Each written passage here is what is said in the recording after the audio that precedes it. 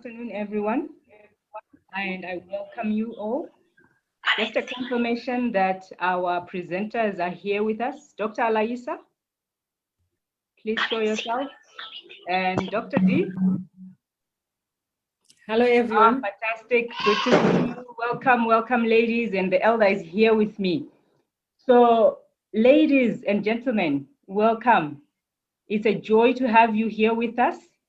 And today, we have our presenters we had last time, Dr. D, and we have the elder with us, as well as Dr. Alaisa. This week's topic is interesting, and it might sound like it applies to women, but it applies to both the boys and the girls. So we're going to have ourselves an interesting time as we look at our topic today. And the topic is marriage is not a professional qualification. It sounds almost like foolishness. Of course, it's not a professional qualification. But here we are. Marriage is not a professional qualification. So that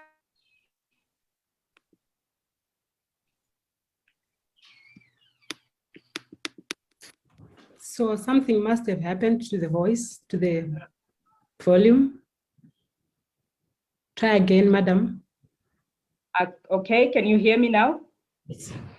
I think one of the administrators is muting people and might have muted me by mistake.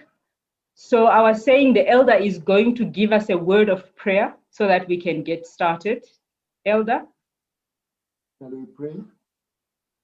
Our Father who is in heaven, we thank thee for this day, and we thank thee for the panel, and we also thank thee for the young people who are with us today. May thy will be done and thy power be demonstrated. In Jesus' name we pray. Amen. Amen. Thank you, Elder. So, Dr. D, marriage is not a professional qualification. What does that mean, Dr. D? I personally was brought up to prepare for my husband, to know how to cook for him, how to clean the house for him. What does this mean, Dr. D? Please talk to us a bit about what you understand by this. Okay, thank you very much. Hello, everyone. It's really exciting to be here. I feel young, and I wish we had these lessons when we were growing up.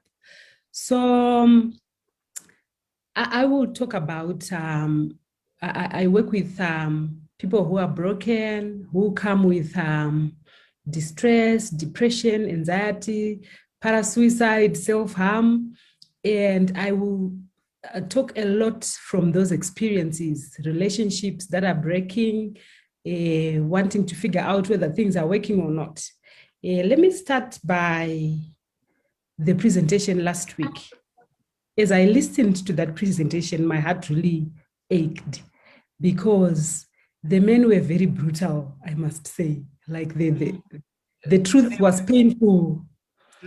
So stuff like, we will chew the bubble gum, but when we are done, we'll spit it out. We're not going to marry that. No, we are not going to marry. Why should I pay for that which is already used? I'm drawing back to this because the previous week we had spoken about what ladies want, and I got quite a blasting from some youths because they felt that we were not quite representing some youths who want sex, some girls who want sex. And I tried to explain that everybody wants sex, girls and boys, but they want it in the right platform, in the right context. And as I listened to the men saying stuff like that, and knowing what a lot of people think, or even the society, how much value we have placed in marriage, such that a young girl growing up, as you say, is preparing to be a wife, is preparing to cook for her husband, is preparing to wash and be a wife and have lots of sex. It turns out that marriage is actually not a destination. The day you get married is just day one, but there is maybe 60, 70 years of life ahead of you. And if you are preparing to catch the person to get married, you will find that there are more demands in life than just getting married to that person. And so we need to prepare for ourselves because there are a lot of other facets of life. Let me also get back to where this notion of when you get married this, when you get married that. You know, when people were growing up, we got married in our early 20s. Our parents got married in their 18s, in their teens, 18, 19, they were already married and having children. But today's children are getting married in their late 20s, 30s, even late 30s, because in the past, marriage was like the profession. There wasn't much school to go to. If you go to standard 6, that was it. And if you got married maybe to the foreman, be the foreman's wife, that was it. People were not ambitious. But now the world has become a global village. There is much out there to look forward to. And while our parents in the past were dependent on getting married, things have changed. And we need to view marriage differently, not as an end goal, but as the beginning of something. Thank you, Dr. D. I like the statement you said. You said marriage is not a destination. And yet, you know, we grow up knowing what wedding gown we're going to wear and what the girls who are going to be part of the entourage are going to be wearing. So it sounds almost as if when we are growing up, when we are brought up for this destination, for this this thing that if you attain it, you've arrived, you have achieved something big. Dr. Alaisa, I would want you to talk to us about some of the challenges that would befall a woman if she were to enter into marriage with this mind frame that I have arrived or I have achieved the ultimate qualification. What are some of the pitfalls that await women if they enter marriage with this type of mind frame? Okay, thank you so much for clearing the ground for all of us here. I think one of the challenges that we have, like you both have been saying, that young girls are conditioned to aspire marriage. But unfortunately, boys are not conditioned like that. So you see, when we are playing house, like when we are doing mawumbwe, it's the girls, you rightly said, as a young girl, you picture your wedding gown. So girls are conditioned to aspire for marriage, but boys are not. So when these two get married, there's already a mismatch. We create an uneven, there's no balance, because women grow up with the preoccupation of marriage and men do not have that preoccupation of marriage. So when these two people meet, when women marry these men, the relationship is automatically uneven, because this one is looking forward to marriage and seeing that this is my end goal. So whatever then happens in this marriage, this girl is already disadvantaged. The guy does not prioritize the marriage as much as the girl does as we are growing up. So when you get into marriage, you find that there are some people who put up with all sorts of abuses in marriage. There's some people who may just, because they want to be identified with this marriage label, because for them, getting married is a measure of being a successful woman. Getting married is like an award. Getting marriage is something like, I've achieved a trophy in life by getting married. So they will do all things possible to stay married, even when the worst things are happening in that marriage. So you find people that you are experiencing an unhappy marriage. You know, marriage can be happy, marriage can be unhappy, but marriage is not an achievement. So Okay. you'll Not see an that people achievement. you will, no, marriage is not it's not an achievement. I think what I will call an achievement is staying married. Okay. That's an achievement. If people can stay married for 40 years, for 50 years, that's an achievement. But for you to say that when I get married, I've achieved something, that is not. So the challenge that girls will end up having is you are super dependent on a man, and your happiness is tied with this man. You lose your individuality, thinking that I've arrived, this marriage should the one that should bring me happiness. And when you get into that marriage, you find that that happiness you thought was in that marriage is not there. And you have not, you do not have coping mechanisms of how do I make myself happy in this marriage, because you thought that it is the marriage which is going to bring, it is this man who is the keys to your happiness. So this is interesting so to me. It becomes a challenge when you look at yes. This is interesting to me because this is coming from a married woman.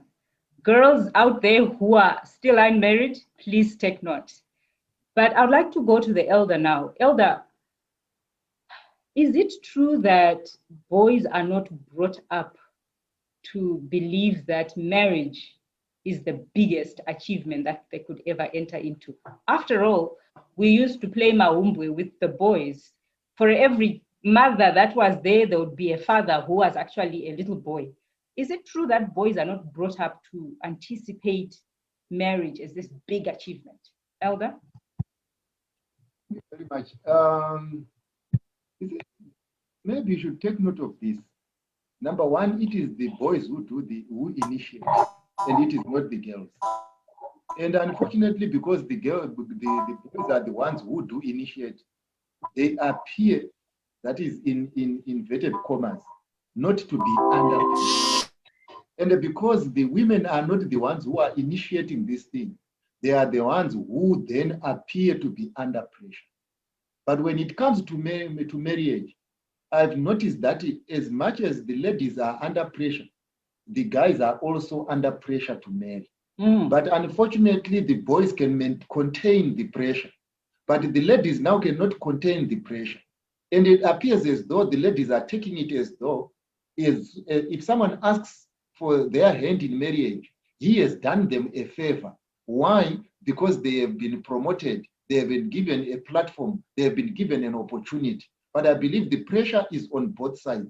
Everyone, someone wants to marry, someone wants to be married with whom he wants to marry. Who is initiating is like he's the person who is ruling the roster. Elder, may I appeal to all of you to please mute.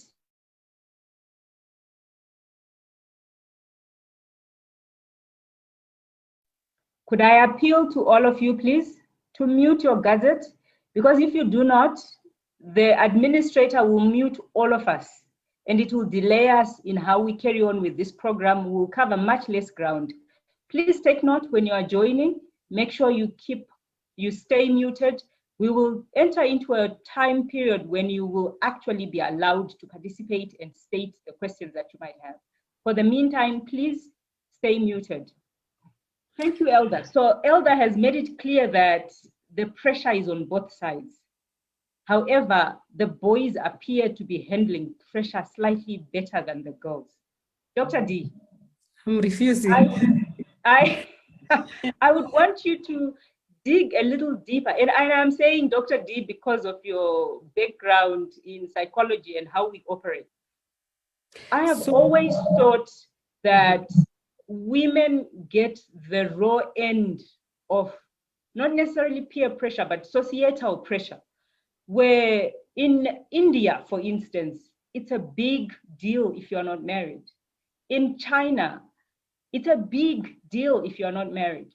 In Africa, it's a big deal if you're not married.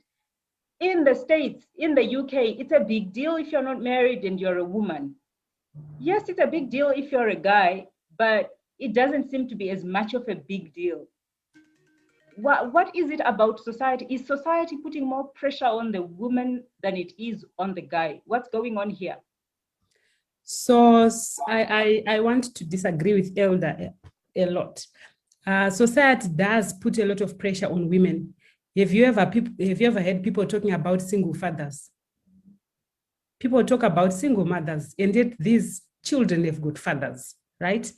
And you find that because the woman has to wait and be asked out, the pressure is a lot because they cannot, it's as if they are not in control of the transactions there.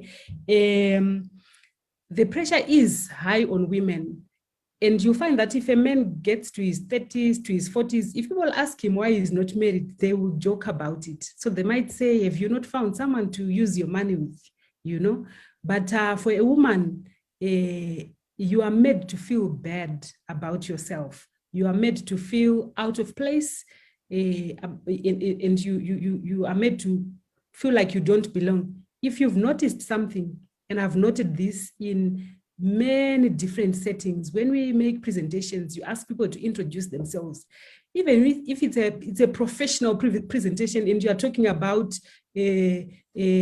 corporate strategic management, you ask people to introduce themselves. They'll say, I am Angela so-and-so, I am married, I have 3 children. I am Mavis so-and-so, I'm married, I have 2 boys. I have 2 boys and 1 girl. So women take pride in getting married and using that surname and having children, and more so having male children.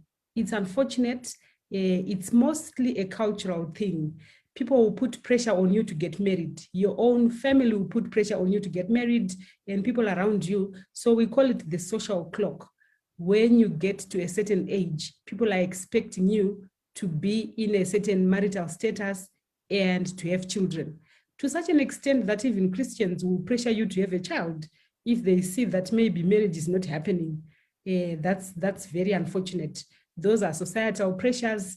But while on that, I'm also happy to say that we are seeing a lot of change. Number one, the societal clock has now moved. While people expected girls or even men to be married at certain ages, things have changed. Because, as I said earlier, we are now living in a global world. There is now more than just standard 6, grade 7 to achieve. There are degrees, first degree, second degree, masters, second masters, PhD, second PhD.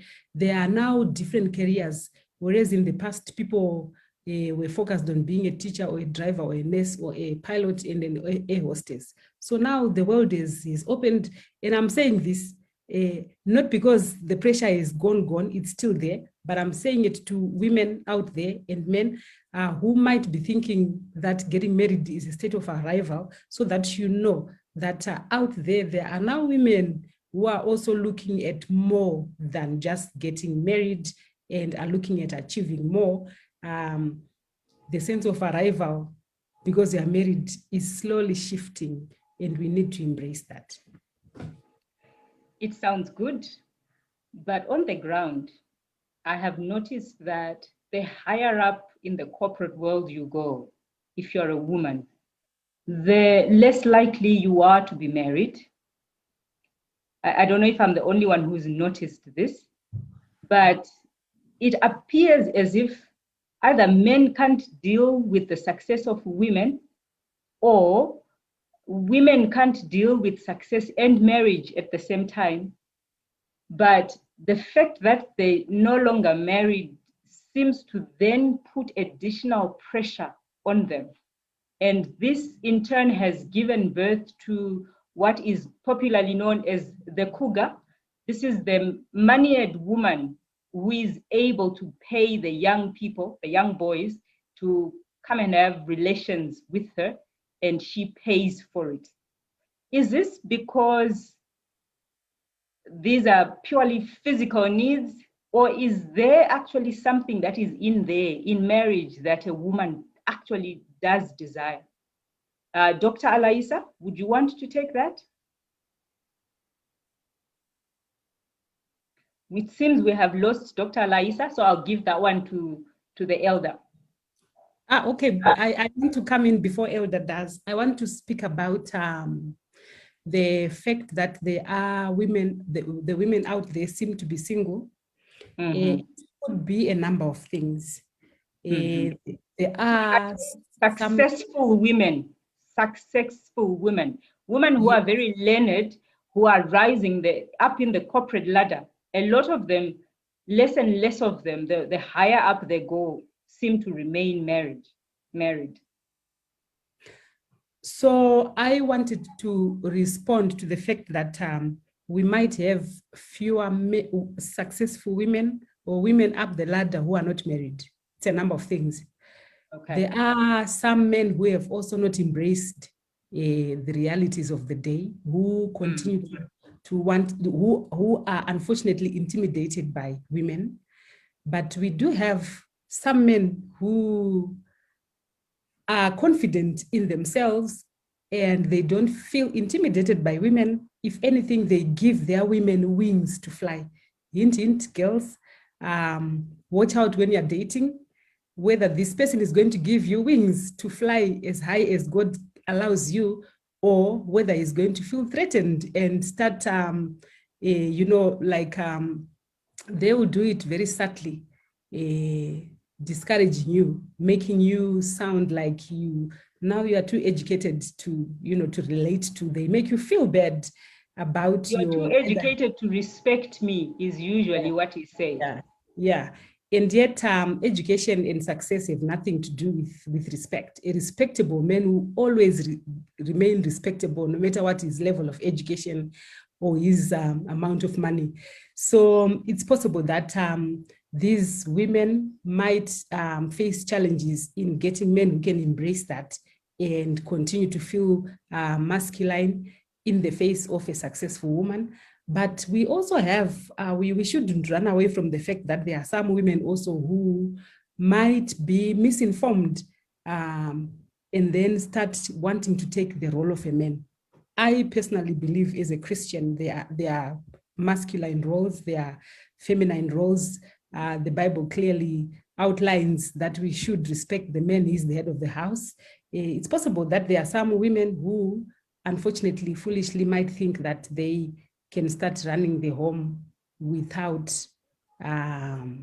consulting or without, without being in sync with their husband. It's possible. But most of it is intimidation, I suspect. Okay. The elder can answer the rest of the question. Elder, you want to add anything to that? Yeah, I concur. Well, there is this problem. There is a question of precedence. What happened before with the educated women that we knew? Because there are some ladies who thought because they had money, they had control. And they started doing that which they were not supposed to do. And when boys watched from afar and they saw what was happening, then they realized if it happens like this, then this becomes a problem. This is the reason why some boys would not want to go for people who are very educated. Why? Because they don't want to be made to run around. They don't want to be tossed around. So unfortunately, this must be made clear to people that education without wisdom causes problems in marriage. And as long as this education is put into people who are not wise, then you realize they overstep their parameters. So the issue about women being on top of men is not a theory. It is something that is happening. It is like when men are abused, people do not make noise. This is the reason why even when we talk of desperation, wherever boys are, as soon as they get to 30s and what have you, the AMO guys will be asking them, when are you marrying? What's wrong? Do you want us to pray for you? That pressure is there, but it is how people are managing this pressure. So mostly men will pretend nothing is happening. They are not under pressure. Why? Because they are not the ones who elope. They know the other sex, because they cannot manage their pressure, they will come running. But unfortunately, if the scenario was left as it is, you find many men begging who would want to get in. Unfortunately, women are ready now and they are easy to hook in. Right. So I say the precedence is there, and let's advise our women to say, if we are talking of marriage, your status must not influence the way you think. I like the statement you said, Elder. You said education without wisdom. And you would recall last Sabbath, we were speaking about the need for a woman to be wise when going about her business. And I think we're going back to that same thing. You can't be married if you don't have wisdom. You can't be educated if you don't have wisdom without destroying yourself. Thank you so much for that. And then one of the comments that I saw was, men are actually hunters and they will go for the weaker species. How true is that, Dr. Laisa? So we are talking about educated women, and somebody says, yeah, but if I'm going to be a hunter, I'm going to hunt for the weaker species. Why would I hunt for somebody who's bigger than me, who's going to challenge me beyond the capacity I want to go? Dr. Laisa?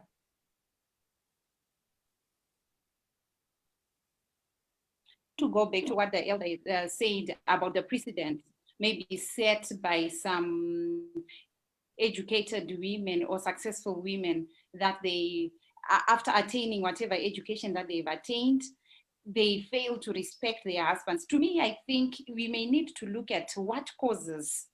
This may be a big subject, because for long we have had women who are not working like women, and to some extent some men have used that opportunity to abuse women. So if I've grown up in a family where my father is the one who's running the kitchen, including when we are buying cooking oil, when we are buying, I will grow up with the notion that if I grow up and if I get my money, I don't want anyone to tell me what I do with my money, because it's my father who has been ill-treating my mother. It's the way that the society has been treating women.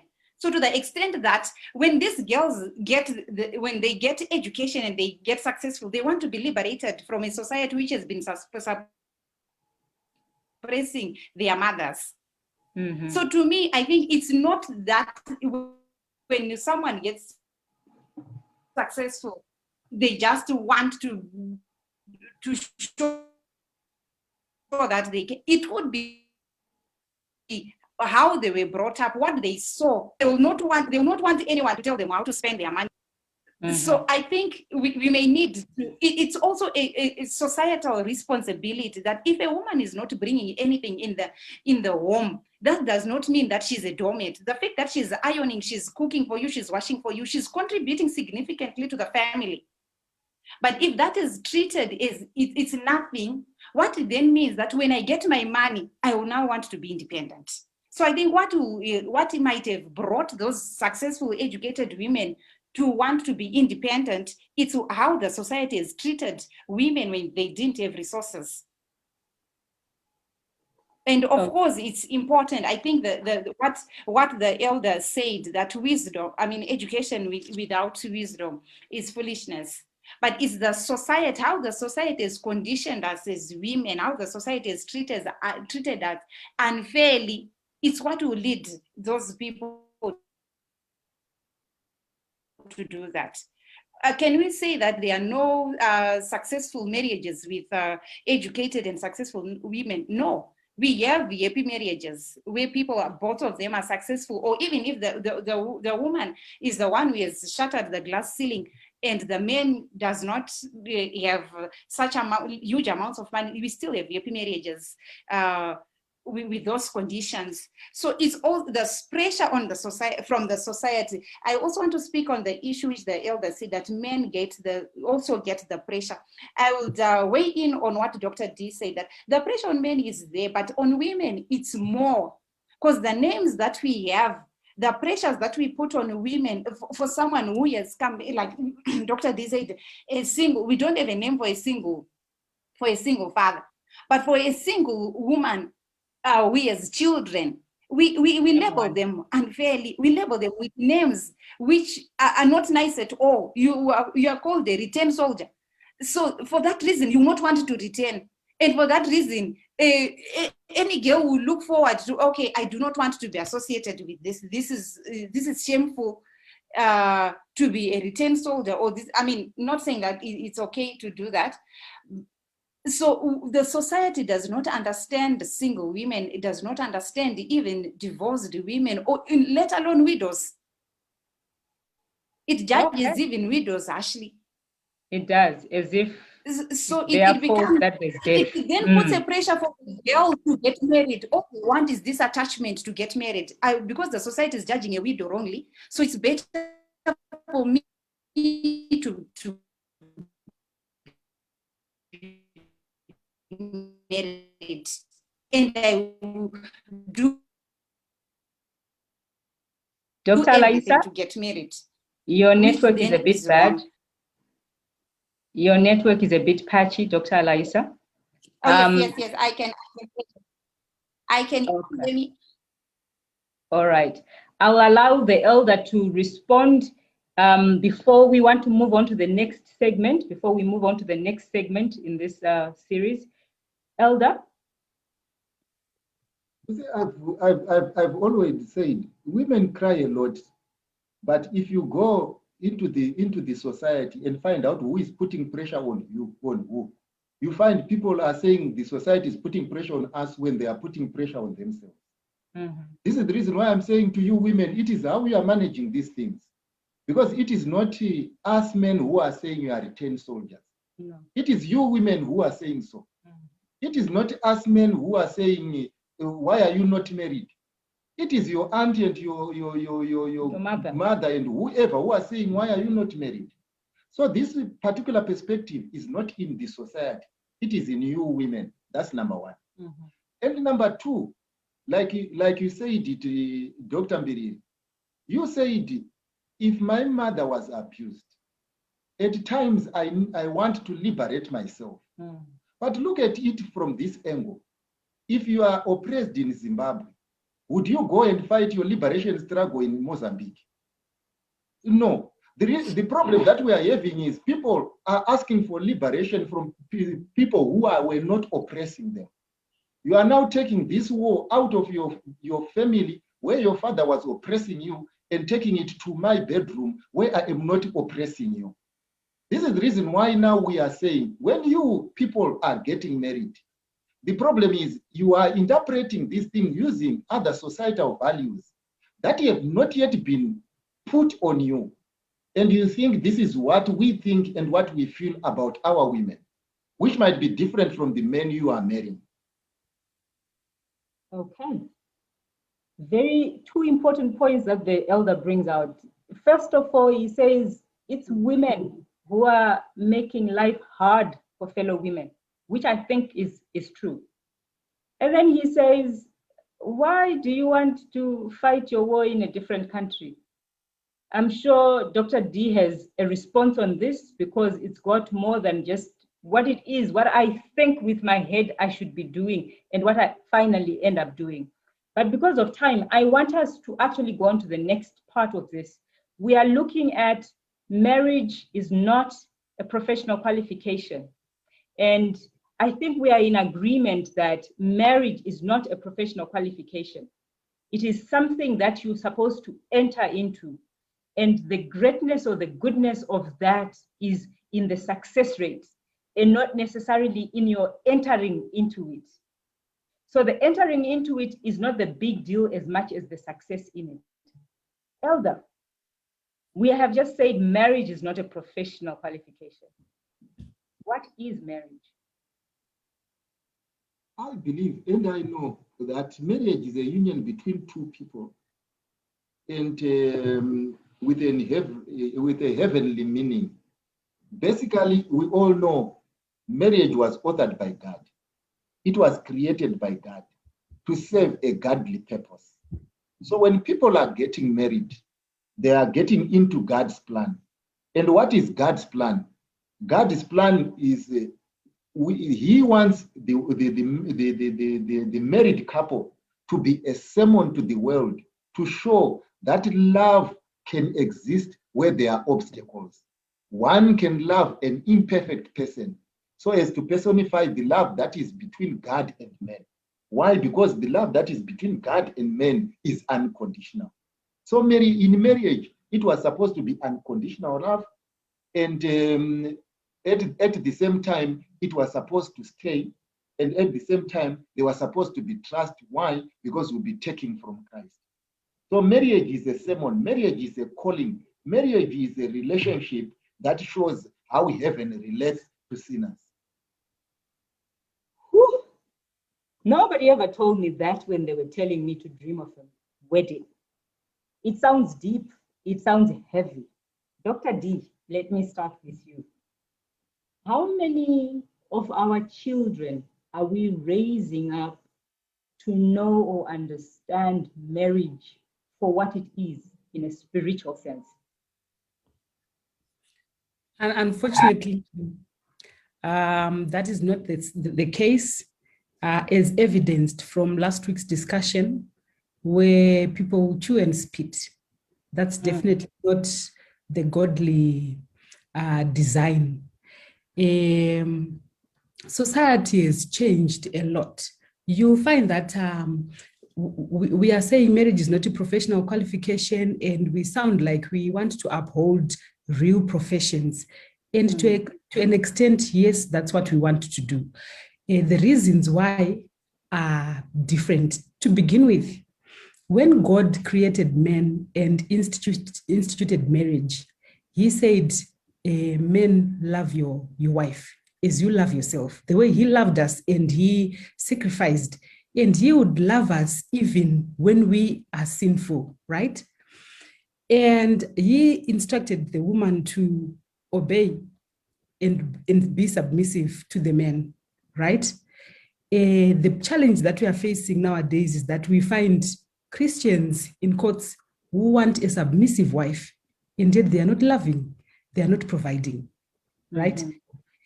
And there are a number of things that make marriage go sour.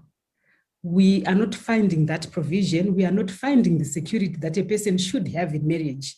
You get married to begin with. The person who's supposed to love you, preserve you, value you until the day of marriage wants to ravage you before they marry you, and they will leave you.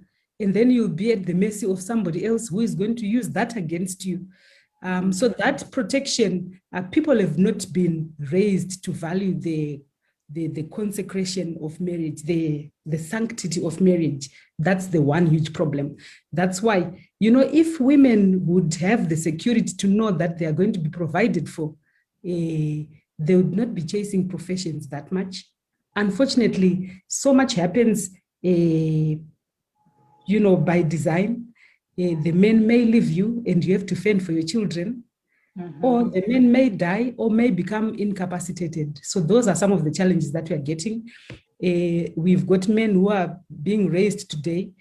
They watch their parents themselves having polygamous relationships, having small houses, giving them fancy names, So even by our examples as parents, we are not growing our children. We are not bringing them up to value the sanctity of marriage. Thank you, Dr. D. And it's weird because we are brought up as society to enter into marriage. So it sounds more and more like we are being brought up to enter into unholy marriages rather than holy marriages. Dr. Alaisa, I would want you to speak to the issue of how is a woman to then prepare for marriage? And I don't mean, are you going to get dressed nicely, put on makeup?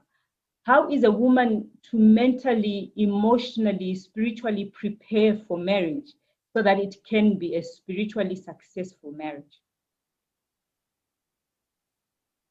Okay, thank you so much. I think from what the definition that the elder gave us about on marriage, that marriage is a calling. And when you are looking at marriage, that it should be a depiction of our relationship with Christ. So if you are entering into marriage, of course, we are saying that marriage is not a professional qualification, but at the same time, we want to esteem marriage as a God-given institute. So getting into marriage, when I'm getting into marriage, spiritually, I should be connected with God. If I get into marriage without this connection with God, we cannot have this clear depiction of the marriage between Christ and the church. That will not work. So both members, the husband and the wife, should have a clear and functional relationship with God. That way, it can safeguard us. It becomes the basis, it becomes the foundation for both of us to have a small heaven, or to have a happy marriage, if both of us are clearly linked to God. So if we have a relationship with God, whether I have more money and he doesn't have money, that will not count, because I will know God will help me. If my relationship with God will help me know the expectations that God has for me in this marriage. Having more money in this marriage and I have a relationship with God, I will know that God expects me to submit. I will know that Genesis 3 tells me that your desire shall be your husband and your husband will rule over you, whether I have money or not. So the relationship with Christ is the one which is central in this relation, in marriage.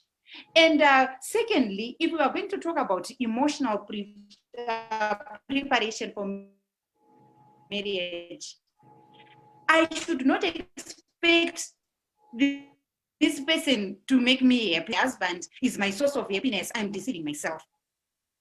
Because this person, if the person is not linked with Christ, he is free to do whatever he does, and I will not have that happiness. So my happiness is not dependent on this husband, because he too, he needs grace. He also needs Christ. So if I go, when two are married, they become one. I'm getting into this relationship. I will not lose my individuality. Being one in marriage does not mean losing individuality. Because people get into marriage and they, like, maybe what we've been saying is the society that what it will make lose everything, even their thinking capacity, they will lose that. Or maybe it's the man who wants to override, I don't know, the respect or the headship. I think the headship should not demean the wife. So if I get into marriage,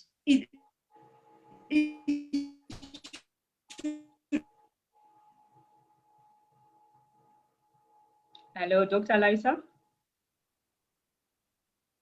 should not mean that I have to lose my individuality. Or number three, even it should not be, I should or not, I should just be here. Those who are in this meeting, whether you're married or not, just you're somebody who's valuable. Your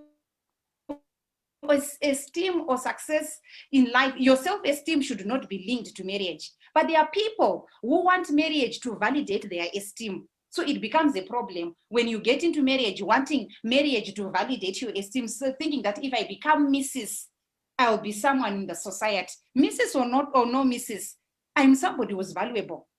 So getting into marriage, I should not get into a marriage with the notion that being Mrs. is going to add value to me. No. It's good, I'm Mrs. and whatever. It's fine. But I can still outdo that Mrs. and become doctor. And I will not use that Mrs. Not that I don't want to be Mrs., but that Mrs. should not be a limiting factor to me. Or should not be something that I will say it is the one to make me feel like a person. Mrs. or no Mrs., I'm still an individual. I'm still a person who is worth. And Christ died for me, whether married or not. Okay, thank you, Dr. So Alexa. you prepare spiritually. Yes. So the two key points from there is that relationship with Christ needs to be strong for both parties, and that my self-esteem should not be based on this particular relationship with this person I'm married to, but to God.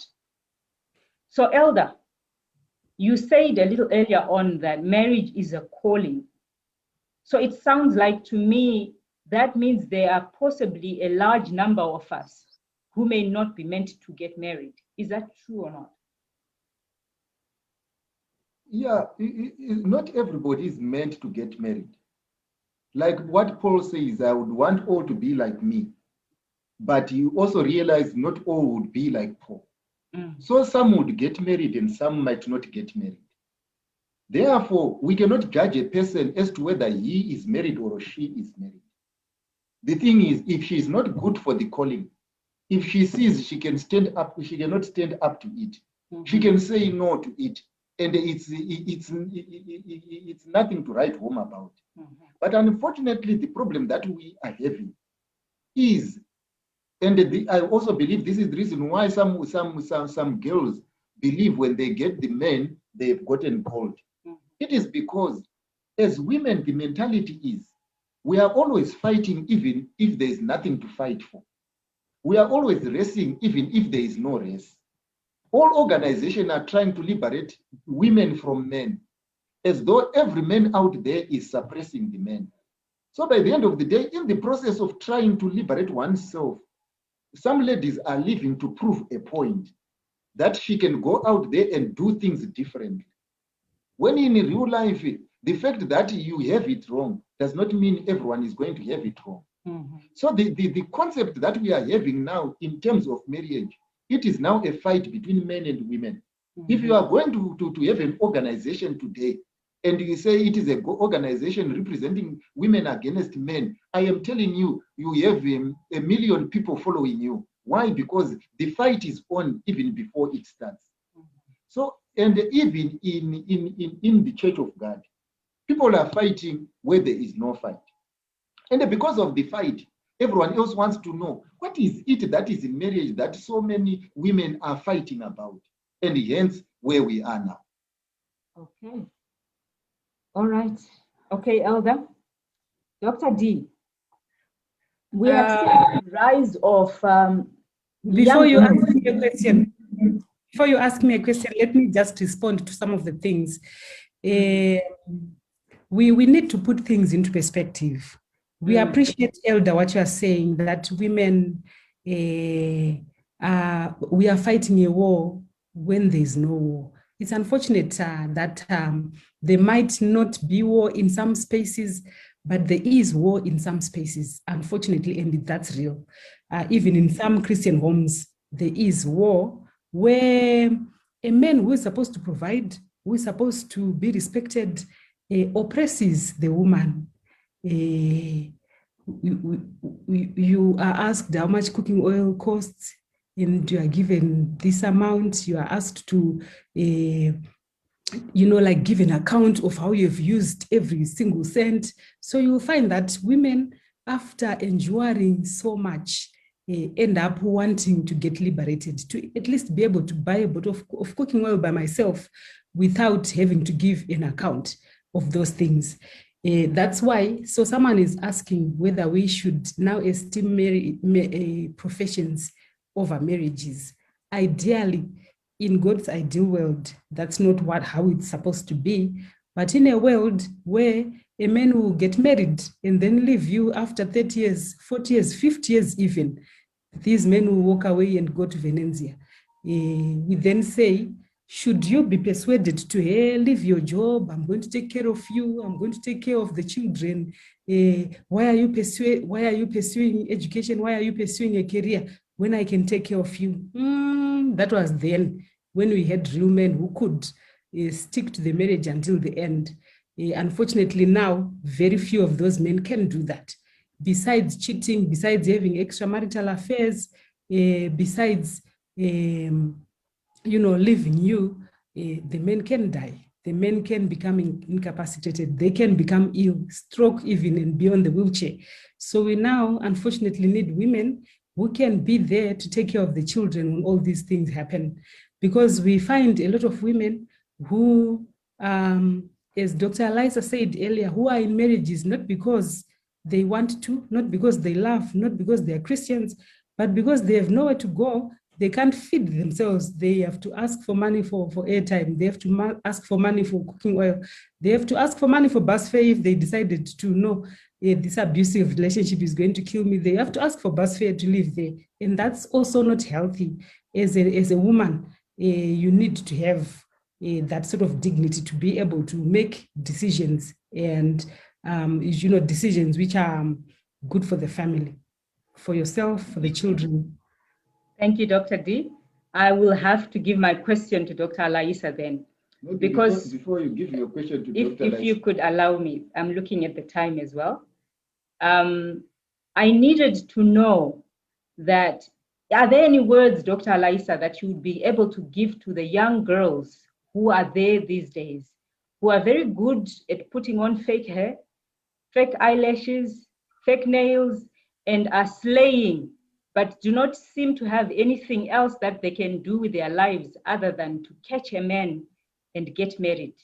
Any words for that particular type of women, which is definitely there out there? Yeah. To me, I think it's a pity. It's actually a pity that we have these girls who slay with their lashes out to keep their Brazilian. When you find that even in yesteryears, we had our grandmothers who could tend for their fields.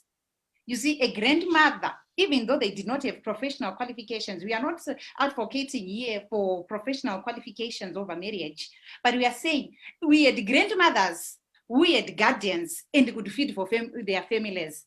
We had grandmothers, we had huge fields. Even if the grandfather was going from one home to the other, where they're doing the traditional brews, it was the grandmother's responsibility to take care of the family. The grandmother, I mean, when you're looking at agro-based economies, we know that over 60 to 65% of agro-based economies are supported by women. So in previous years, where we had such economy, where our economy was largely agrarian, it's the women who were working. But now we have these girls, they cannot even make their own bed. This girl cannot even make her own bed. All she does is she when she wakes up, she cannot even make her breakfast, or let alone to make breakfast for her father before the father goes out to work. So if there are girls like that, it's such a pity. Even your grandmother has done more than you can do. Your grandmother was not educated. Your grandmother did not even get to Form 4 or Form 6, but she knew how to put food on the table. So you can do more than taking care of your nails and taking care of your lashes, even without much education. You can learn certain skills that may not need you are not gifted intellectually, but maybe you have certain skills that you can harness. And surely you cannot be someone who's always saying thank you for every single dollar, every single cent. Maita basa, all the time, maita basa on your mouth. You can do better. We can do better than our grandmothers. I applaud our grandmothers, the way they took care. I mean, all these, I think, generation past, the women provided, they contributed to the economy with their fields. Thank you, Dr. Alaisa. I can see some of you are already raising your hands now, whether by mistake or not. We shall allow a segment where questions will be allowed. We will open up this platform to questions. So for the meantime, please just wait for that. Our topic today is marriage is not a professional qualification. Elder, you had something you were itching to say a little earlier on. You can go ahead. All I was saying is, I concur with you ladies. I believe there are some ladies who are being abused out there. I also believe there are some ladies who are getting a road deal, very honest ladies who are getting a road deal. I will ask you $1 million question. If the ladies are being abused, why are they not reporting to the police? They if the ladies are not getting anything out of it, why is it they are not working out of something that is not representing Christ? It is because they feel they have to keep this institution at all costs. Yes. And why would they want to keep it at all costs if it's not working? Why would they want to keep it at all costs if they are not the ones who are benefiting out of it and no one else is benefiting out of it? In real life, when we are talking of marriage, we are all supposed to be benefiting. But why is it appearing that like women are so dependent on this thing that they can sacrifice their life? Some they even take in poison. Some they even hang themselves because of this thing they call marriage. Why is that happening? Why is that happening? Is it because of men? Are they being forced by men to stay in there? What's happening? Maybe number Dr. of Zviri could handle that. It's a number of things. Number one, the quick thing that that we'll hear is God hates divorce. Even though the person who says God hates divorce does not also say God hates abuse. That's the number one thing. That as Christians, usually we want to address the symptoms and not the real problem. And then the other thing is what society is going to say when I move out of that relationship. We call it, we say you failed, you failed in your relationship. It's as if it's an exam and you as an individual, you fail. And yet it takes two to tango, okay? So those are some of the challenges. And we've got a lot of our women folk who thought that they are achieving by getting married and they cannot sustain themselves, they cannot take care even of their children. We've got women who, not only through divorce, but even when the man dies, at the funeral, when people look at them, they actually cry because they cannot take care of themselves, they cannot take care of their children. And yet we know the Bible does not expect us to be doormats or even people who are not productive. We hear of the Proverbs 31 woman who wakes up early, goes to bed late, makes transactions, international transactions even. We hear of Rachel, who was beautiful, but not only physical beauty, but who was able to feed, to water lots of camels. You know, it takes a lot of water for a person to, and she was not taking that water from the tap. So then there's also, you know, people when they are real abusers can actually change how you think. They will intimidate you. They will treat you with so much malice that even your decision-making becomes compromised. And I have seen beautiful, intelligent, even working women who are abused stay in abusive relationships because they sort of get into some form of limbo because of the abuse. Usually the men will tell them, you caused me to do that. It's your fault. And they are fighting hard to try and preserve this marriage that we've put on a high pedestal. So those are some of the challenges. Thank you, Dr. D. I saw a question that says, before you go, Dr. Liza, I saw a question that says they are failures in profession, they are failures in marriage. What makes marriage a calling? Maybe, Elder, you want to take this question. Why are we saying marriage is a calling? Because failures will happen everywhere. At work, in marriage, failure is inevitable. This is what this person is saying. Why are we calling marriage a calling? We are not saying marriage is a calling because of the failure rate. We are saying marriage is a calling because of the source. Mm-hmm. The author of marriage says, when we are talking of marriage, we are representing the relationship that is between God and man. Mm-hmm. Therefore, when you are representing the relationship that is between God and man, mm-hmm. If you can't represent that relationship properly, then you are not called into this institution. It only requires those who can represent God. But unfortunately, people think marriage is a sexy tool. Marriage is a walk in the park where they are going out there and displaying their husbands or displaying their men. But it is not like so. It is where people are acting out the sermon. This is what the source says. So when we are talking of marriage now, unfortunately for those who go to church and those who do not go to church, marriage is a source. And the source now prescribed why the marriage was instituted. And this is the reason why we are saying it's a calling, because that is what the Bible says. People are called to represent Christ. Like what people are called to be pastors. We all preach, but we are not all pastors. Why? Because we realize we cannot take that extra mile. So I would rather say, no, I'll preach when I have time, but I cannot be a pastor full time. But when you are going into marriage now, it's like we are saying, I am now a minister of the gospel full time, representing Christ full time. But because people do not take it as a calling, this is the reason why they marry someone and they fail to represent Christ. Then they tell that person, God says, I hate divorce in an institution that is not representing God. Okay. So the elder, from what I understand him to be saying, is what you've been explaining, Dr. D, that you are abused. Your self-esteem has been slaughtered in that marriage. The elder is saying that person may not have been called for marriage because they are clearly doing a very shoddy job of representing the love that is there between Christ and the church.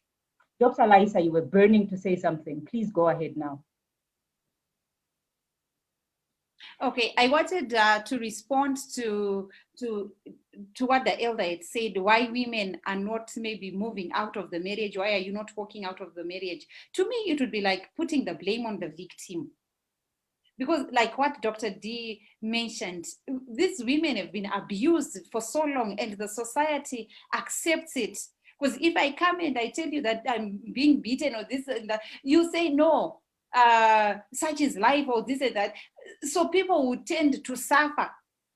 So for me to say, why is the woman not walking away? It's putting the blame on the wrong person. To me, it's putting the blame on the victim, someone who has been abused for so long that they will not even have the capacity to think for themselves. The man has taken, he has abused this woman for too long, that the woman will still, so I cannot put the blame on the woman that why are you not walking out? Why are you not going to report to the police? Because even if you go to the police, sometimes it's not as easy as that the man is going to be taken by the police. It's not as easy as that, even though we now have so many platforms where we encourage women to speak out, where we encourage women to open up, but it's still not as easy because the society has conditioned us in a way that you have to accept whatever is coming from your husband. So that's why we are saying marriage is not a professional qualification. I see some comments here in the chat which are saying that. So are we esteeming professional qualifications more than marriage? No, that's not what we are. What we want to achieve with this discussion. What we want to achieve with this discussion. I mean, Dr. D and myself are people who are married. We are happily married, and we are not at all denouncing the marriage institution. The marriage institution, I think God designed it for a particular purpose. And there's nothing wrong for a young girl to aspire to get married. There's nothing wrong for a woman to aspire to get married. But for you to make it your end goal, that's the problem. And not to have anything else for yourself, even something to fall back on if marriage does not work out, because we are seeing that marriage may not necessarily work out, and you may not be in control of things that cause a marriage to not work out. So you need to have other things that you can rely on for your happiness. You need to have a family of friends, relatives. There are some people who throw away everything, including church, including their integrity, including friends, family. They will denounce everything for the sake of getting married. But you see, once you are in, you then realize it's not a bed of roses. You need to also have other things that make you happy, other things that you can bank on, even to know that if you are abused, you need to have something to step on for you to be able to, fish yourself out of that state. Because I totally agree with some of those comments. Abuse is not good for the partners, not good for even the children. So, but if you are incapacitated because you achieved by getting married and you've got nothing else to offer, then you are in trouble. You continue to be in trouble. Simple things like knowing what the law says, for example, even knowing what the Bible says. There are some people who are very ignorant of what the Bible says about abuse, about divorce, about marriage. And they'll just hear some elder saying God hates divorce, and they'll stick in there, damaging themselves, damaging the children, because they are ignorant. So that's why we are saying, no, there is a lot other things out there besides marriage. Yeah. So thank you, Dr. D. So we are saying marriage is not a professional qualification. It is actually a calling. And it is not everyone who is called to be married. So I am a young lady. I may not feel that I have been called to become married, how do I keep my life full and successful in a world that is expecting me to get married? But I'm not really feeling that is where I'm being led to, that I have been called to get married. Dr. D, how, as a young lady, do I handle myself? What do I do? How do I make sure that I remain true to my purpose and happy, even though society around me may be telling me otherwise?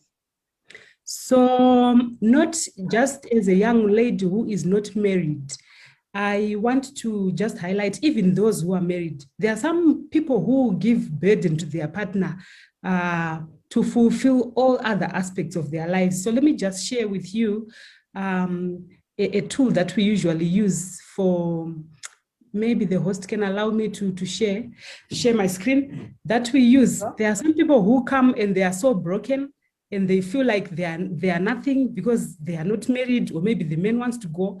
And we invite people to look at other aspects of life. Marriage is just one aspect.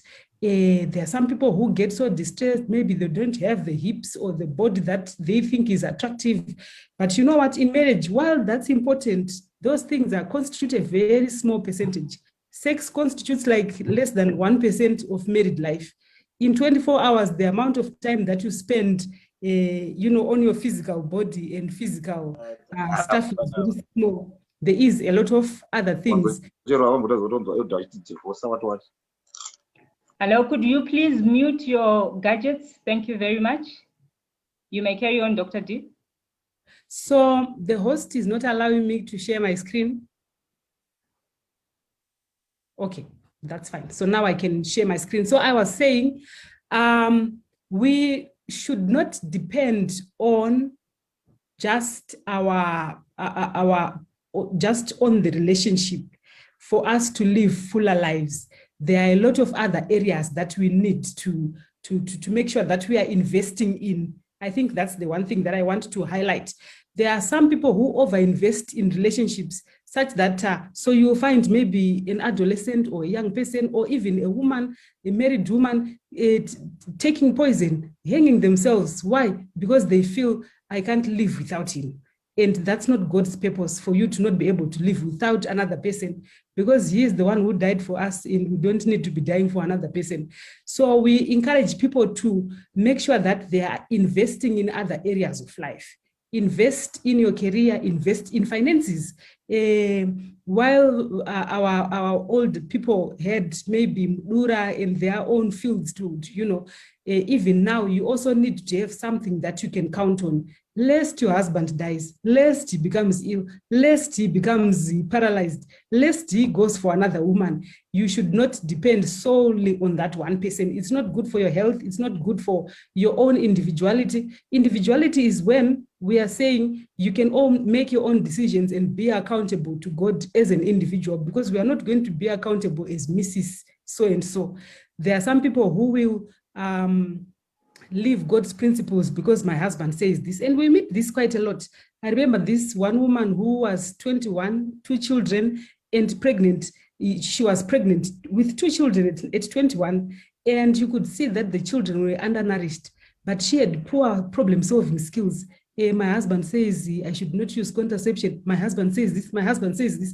How much is contraception? $1. So why are you not? I don't have money. So that's what we are saying, over-investing in a human being who unfortunately may not be representing God at that time. So it's healthy for you to develop yourself personally so that you grow as an individual. It's important for you to develop yourself health-wise, to develop relationships with family. Unfortunately, we are seeing in the chat groups, women, young girls who are throwing their families away because they found a boy who is having sex with them. And they throw away family at the risk of, after listening to last week's presentations, that same person that you are throwing away your family for is going to let you down, unfortunately. So it's healthy for you to have other relationship, to have a social life, to have a positive attitude, to develop yourself wholly as an individual and not over-invest in a relationship. In fact, when you are fully developed in other areas, you come to the marriage relationship as a whole person who is not needy, who can also, you are in there for love, not in there so that you get airtime, so that you get rent and food. Whoa, fantastic. So I see relationship only takes a small slice of a person's life. And yet we want to make it appear like it is the whole life. And Dr. D has just made it clear there that we are not only sinning against God, but we are also sinning against ourselves by putting too much focus on just that one slice that's called relationship. Elder, do you have anything to add to this pizza that's put there? This is exactly what I've been saying, ladies. Number one, you overinvest in a relationship. You throw away even your family. You throw away even your friends. Then you call yourself a victim in this relationship. At what point does one become a victim? We are making ourselves victims and we want the world to sympathize with us. When in real life, this was an equal partnership.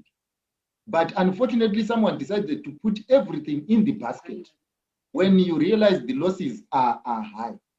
So all I'm saying is, as long as the trend continues, as long as the girl child does not realize that all the other aspects of life must be taken into consideration, the girl child will take marriage as a qualification, will take marriage as an end. And by the end of the day, as soon as one gets married, that is all that has happened successfully in her life.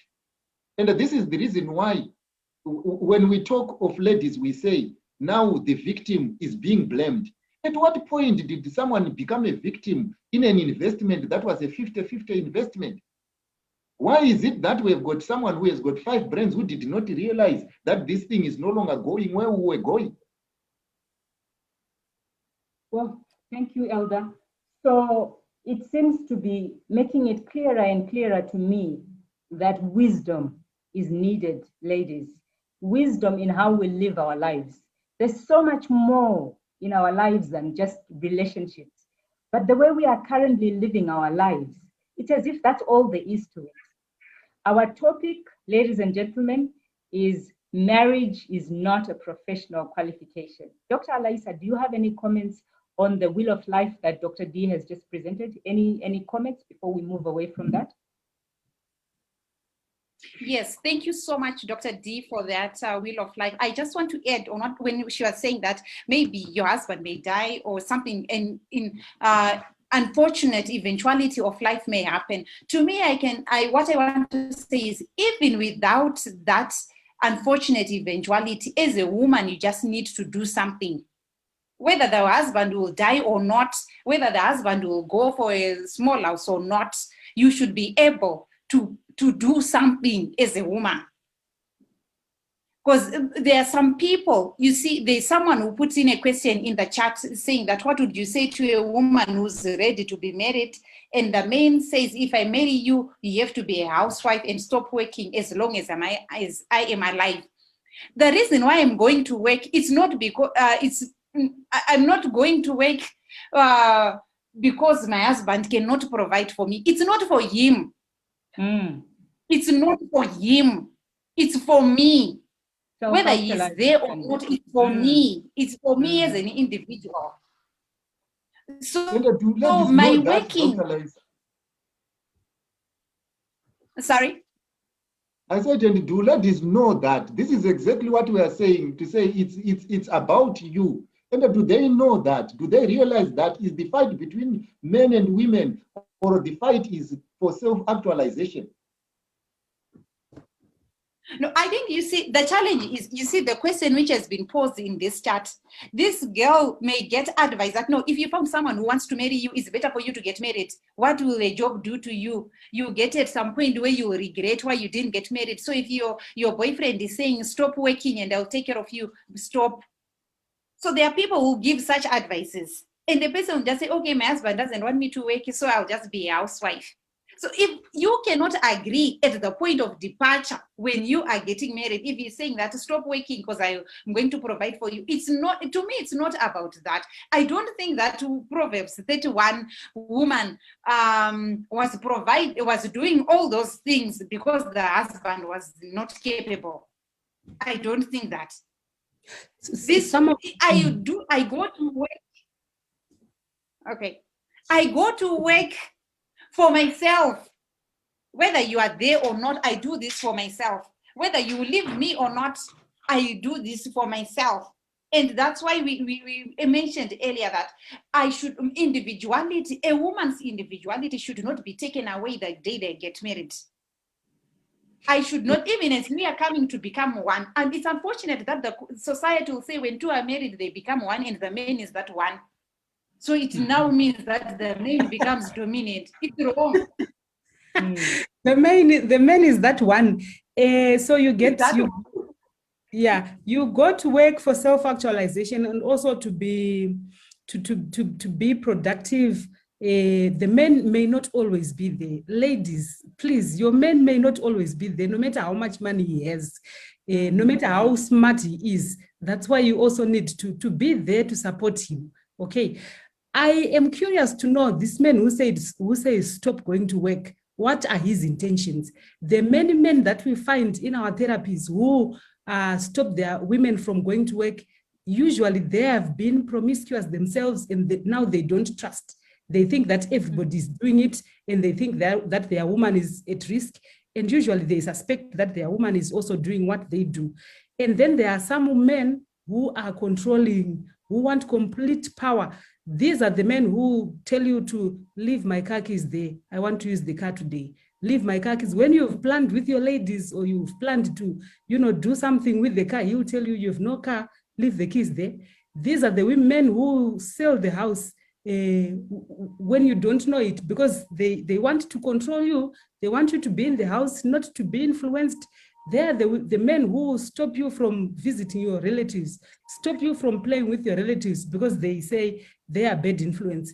It's a method of controlling. It's a method of abuse where someone withdraws you and puts you in a cocoon where they can now then manipulate you, and you don't think you have no contact with the outside world.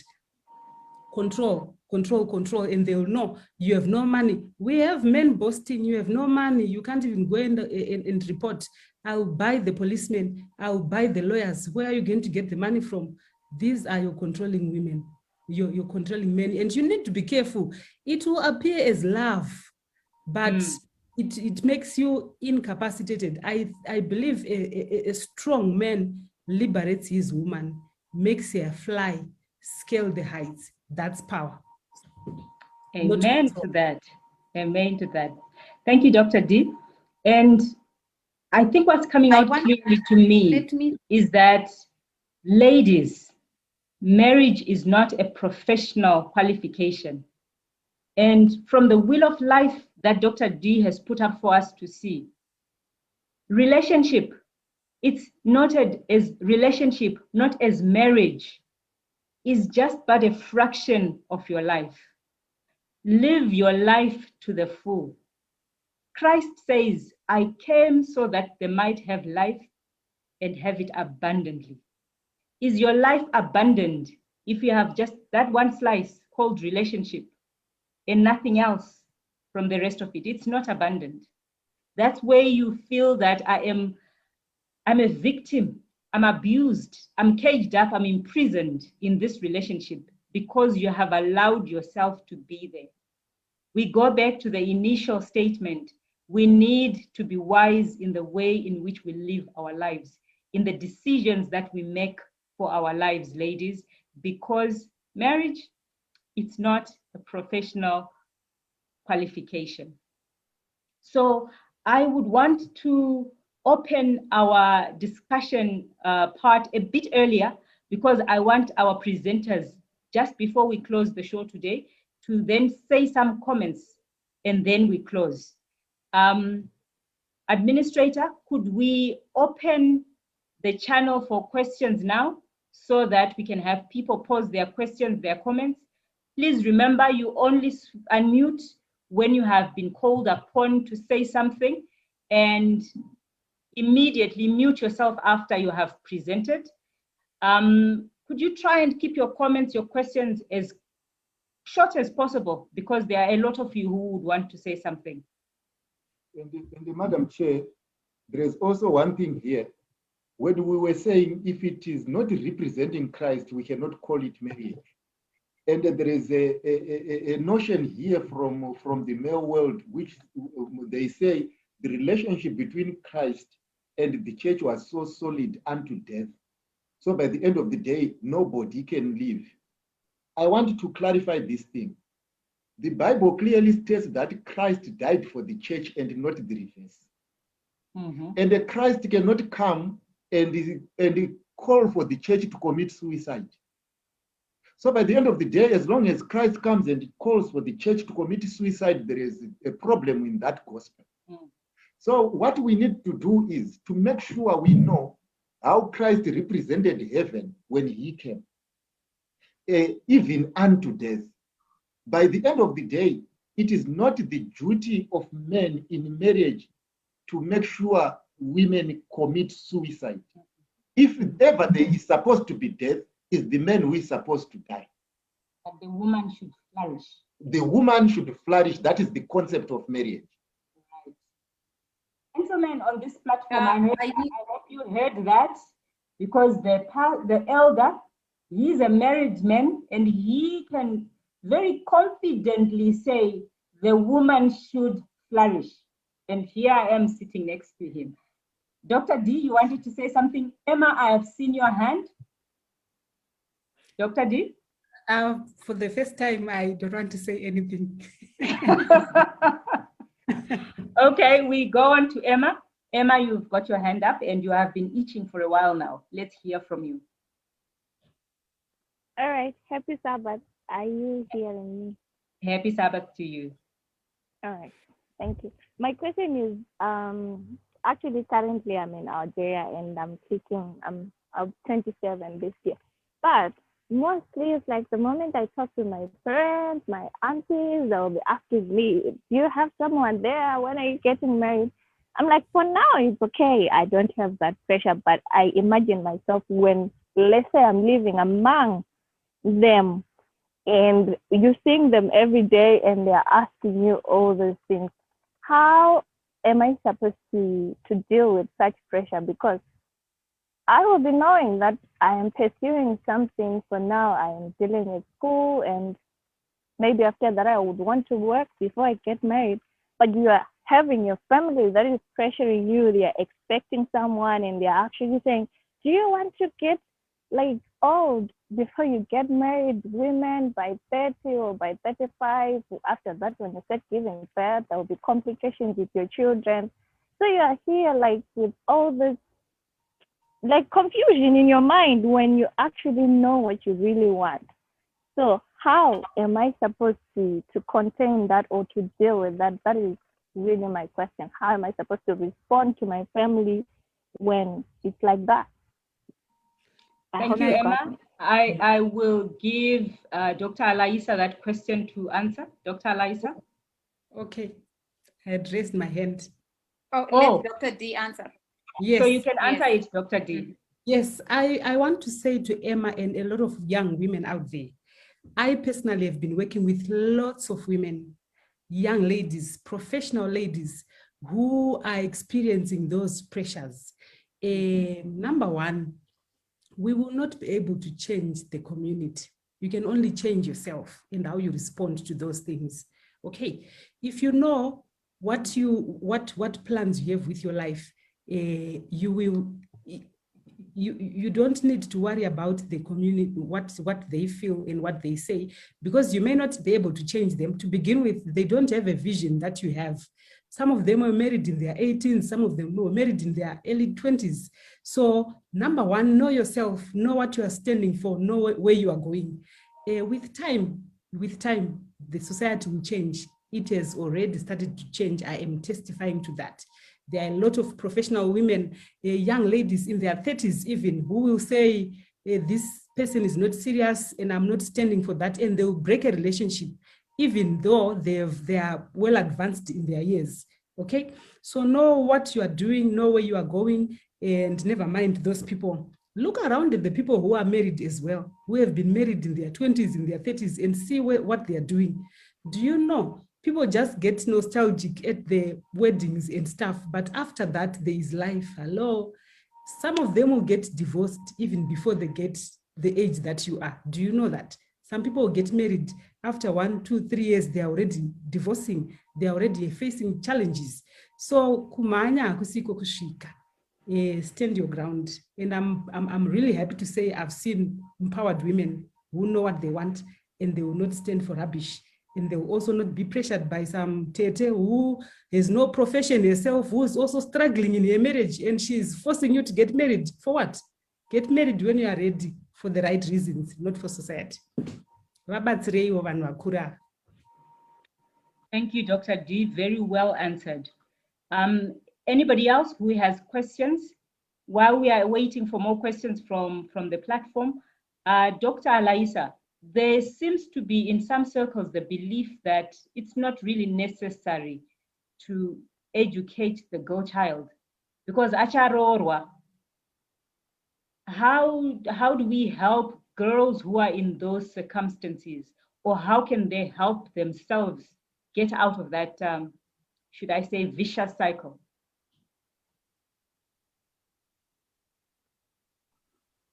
I think the whole purpose of this discussion is to address some of those things where people think that it's not necessary for a girl child to be educated. So if you find it's unfortunate, or maybe there are some people who have gone through life in those circumstances, there might be people on this platform who did not get the opportunity to further their education because of their family's beliefs or because of what their family thinks about girls. If you are there, to me, I think your circumstance or your past, you should not be a prisoner of your past. If you are someone listening here and you did not get that education that you wanted because your parents believe, you should not be a prisoner of your past. I think that you can find ways and means to pursue your career if you so wish.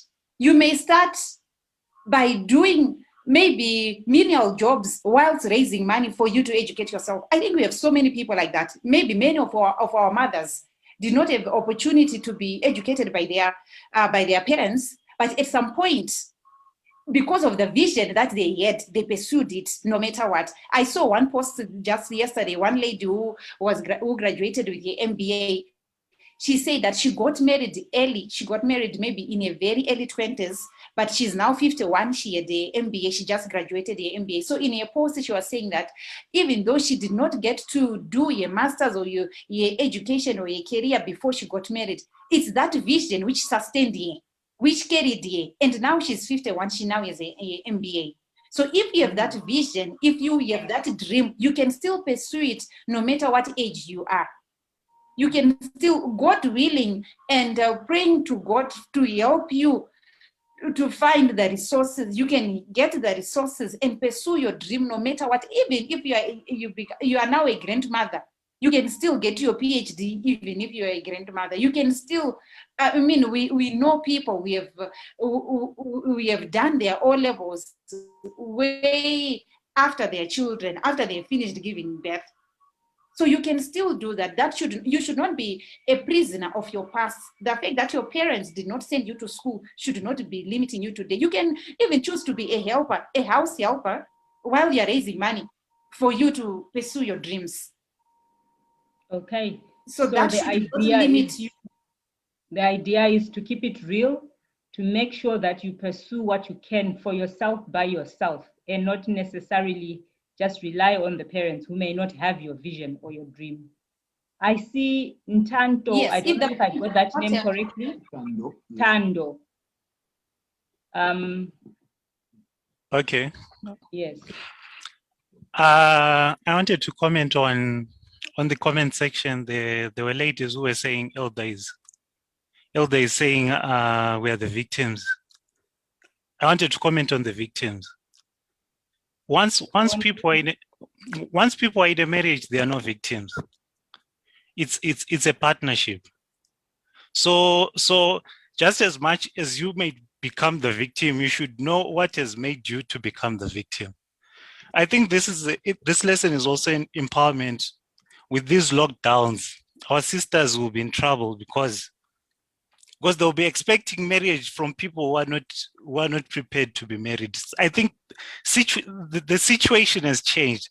It's now more important that our ladies get more empowered and they don't cry, they don't become the victims. Actually, we're now in an age of matriarchy where our ladies should be the ones who are empowered. They're the ones actually who can make it happen. So I think this idea of thinking that as ladies, they turn out to be the victim is wrong. Actually, now the boys are now the victim. Considering the economic crisis and these lockdowns, boys are at a more crisis than the ladies. So I think it should empower our ladies. Thank you, Ntando. Thank you. All right. Elder, do you have any comment to that? Yes, and as a follow-up to that, ladies, look back. Our mothers, some of our mothers, they were married to people who were not responsible at all. But many people will tell you because of their mothers, they went to school. Because of their mothers, they had food on the table. Why? Because the ladies did not take themselves to be victims. They realized there was no man in this house. I need to stand up. I need to walk tall. So by the end of the day, if you have the whole world sympathizing with you, when you are seated and being destroyed, it will not make a difference. What has to make a difference is when things change, you need to stand up and say, this is not the marriage that I came for. Now I am here to create a world that I represent. Then you create the world that you represent within that failing institution. If it cannot happen in there, you know what to do. Okay, thank you, Elder. Eleanor, your hand is up. Yes, afternoon. Can you hear me? Yes, we can hear you loud and clear. Okay, sure, thanks. My question is almost similar to this aspect of matriarchy. We seem to be perpetuating a group of men who, if they are not intimidated about a woman's status, they are going to get married to that woman, but they are going to sit and do nothing. You see, but at the same time, they also want to be respected at the end of the day. That woman is not going to keep quiet if you are ill spending that money that they are working. So we can't perpetuate a series of men who are doing nothing when they are the head of the family. The woman is coming in as a helper. That's why we are emancipating the woman, that you don't just sit. But now it's like emancipating the woman is giving the men power to sit down. They are backing down to say, no, if you are going to work, so what's the point of me going to work? They would rather stay at home and do nothing. So how are we addressing that part? Can I just add, thank you very much, Eleanor. Onto that, I want to add on to that question, onto that challenge. So there are men who will now sit back and make you feel bad for going to work. Then there are men who will demand certain things. There are things that need to be done maybe in the household. So men will demand for you to cook all the meals, like do all the dishes, do all the cleaning, do all the washing and ironing, but they don't do the garden, they don't clean the car, they don't do that, the manly stuff. We need really to embrace the times and see. I thought about this question that Eleanor is bringing, because I was giving a presentation to young boys, like in their young boys, secondary school boys. And they were saying, when I come back at home, my wife should cook.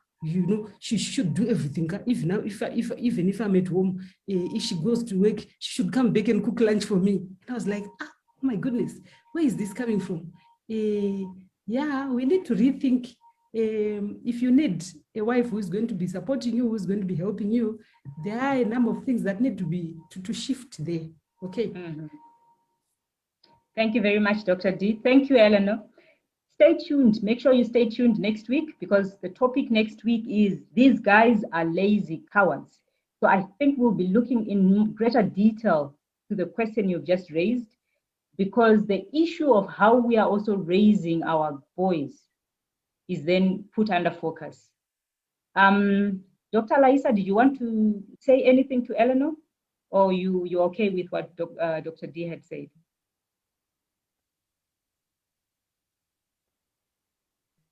Dr. I'm Laisa? okay with what Dr. is. Yes. Okay, I'm okay with thanks. what Dr. D said, and I also think it can be addressed next week. But there's someone who wrote on submission in the comments. I'm still trying to see. He's saying, what does it mean for a woman to be submissive according to the Bible? What does it mean to submit to the husband? Because I think the person raised the question when there's a time we spoke on it. I just want to say that submission does not mean, I think we take submission in a wrong way. Submission does not mean that a person is leaving their brains maybe at the altar. Because even when our relationship with God, we submit to God, but still God says, come, let us reason. God still expects me to have brains which are working, even if I'm submitting to God. So submitting to God does not mean that my brain have stopped working and that the husband is the one who's doing everything for me. So I think we get it wrong when we are saying that if I'm now submissive to my husband will detect whether I want to work or not, whether I should work or not, whether I should just stay at home and do that. I think that's no longer submission. I think that will be something else, not submission. I submit to God, but still God asks me, come, let us reason. God gives me a chance to say what I want. God gives me a chance to talk to him. So in a husband and wife relationship, submission does not take away the voice of the woman. It does not mean that I cannot say this, okay, let me earn my money, let me do this. No, that becomes oppression, not submission. If you now want to be a husband who's controlling, who's saying you cannot work, who's saying if I'm telling you not to work, if I'm telling you to do this, that's no longer submission. I submit to God, but God still gives me opportunity to say things to him. And God gives me opportunity to use my brain. Thank you, Dr. Alaisa. Tatenda, your hand has been up for a while now. Let's hear from you.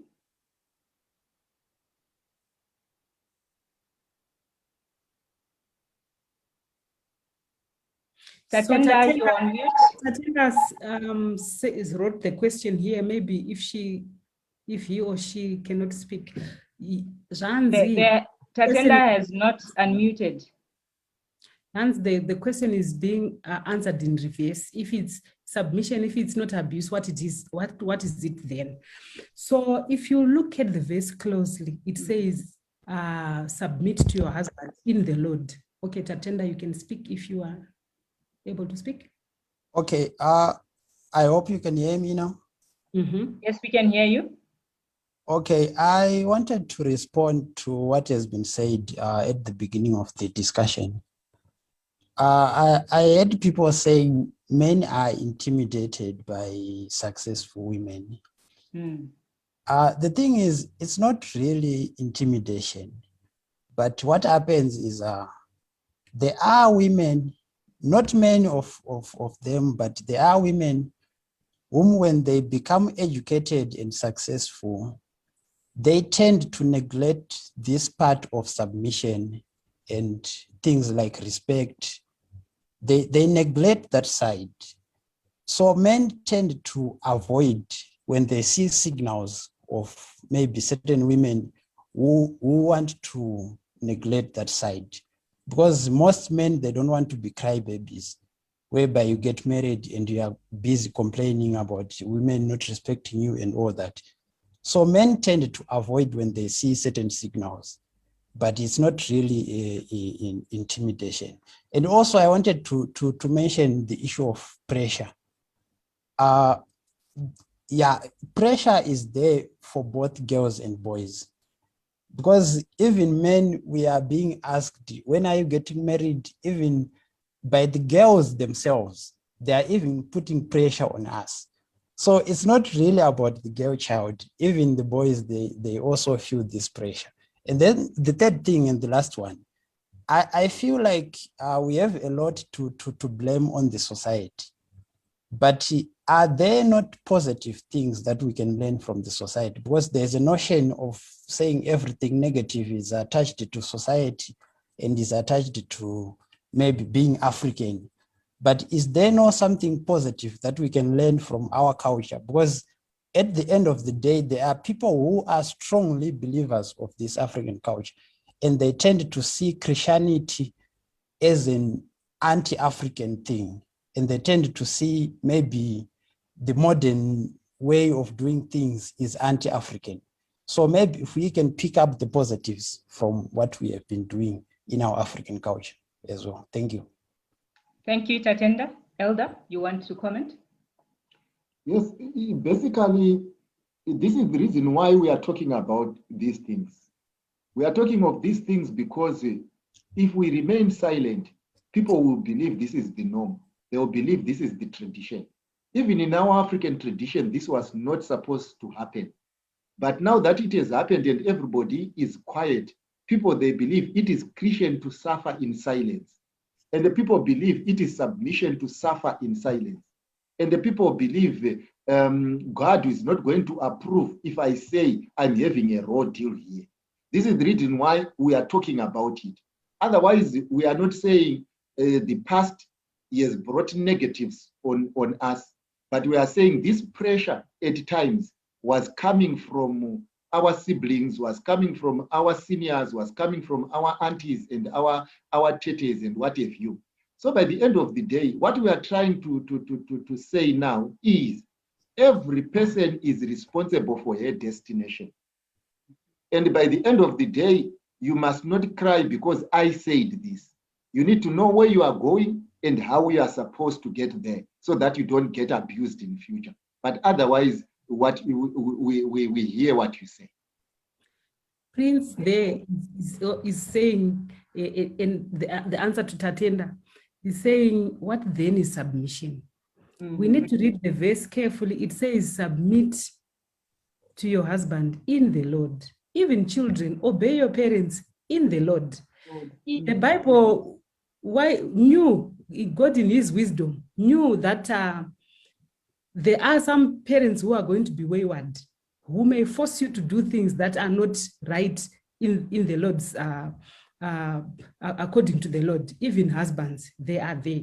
And so you are not just to submit passively, throw away your value that is bestowed upon you by God, because some man is asking you to submit and throw away what is valuable. So the key is, the key words there, Prince, is in the Lord, right? So you need to ask yourself, because there are some people who do things and say, this is what my husband wants. They would dress inappropriately and attribute it to what my husband wants. This is what my husband wants.